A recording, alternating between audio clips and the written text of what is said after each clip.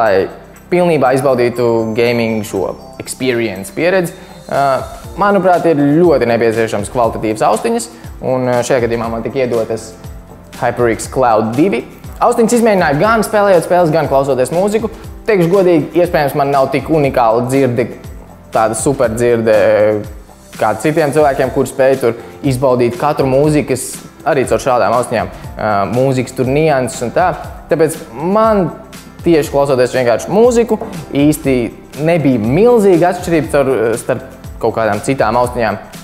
Bet spēlē gan to detaļas varēja diezgan izbaudīt un saklausīt, jo mūsdienās spēlēs tiešām ir atstrādāts nianses, un tas pats attiecas uz skaņu. Un šī skaņa tiešām, ka tu ej un tu dzirdi, ka vienkārši kaut kādas lietas lāsas, un ja tu dzirdi, tas dienu rada to realitātes sajūtu. Un tāpēc austiņas ir noteikti ļoti svarīgas. Ērtas viņas ir, mikrofons arī viņām nāk līdzi. Ko es zinu, kas gameriem ir ļoti svarīgi, lai noteikti būtu USB ieeja, nevis tur parastais micro-jacks, jo tas taču nav tik stilīgi. Jo, ja ir USB ieeja, tad nāk līdzi arī kontrols pults, ar kur tu vari vadīt gan skaļumu, gan mikrofonu skaļumu.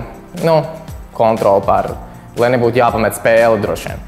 Tāpat austiņas, kā jau standartā visā, protams, regulējams ir gan izmēri regulējami. Bet kas man ir viena lieta, kas man šajās lielajās, pāri ausīm, pāri galvai liekamajās ausīs, vienmēr ir traucējis, ir tas, ka pēc laika šī vieta neizbēgami nospiež un tev sāk sāpēt galva. Un es zinu, ka es noteikti neesmu vienīgais cilvēks, jo es esmu runājis ar citiem, kuriem ir tieši tāpat. Un es vēl līdz šim neesmu izmēģinājis nevienas austiņas, kuras tādu sajūtu neradītu. Un, diemžēl, šīs austiņas arī tādu sajūtu pēc laika radīja.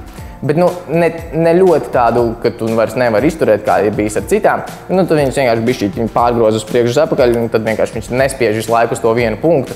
Bet viss citādi man nav kur piesieties šīm austiņām. Tiešām skaņu izolējošas ir pietiekoši, lai netraucētu, vai ja blakus istabā ir televizors, vai ja kāds runā blakus. Viss citādi. Super.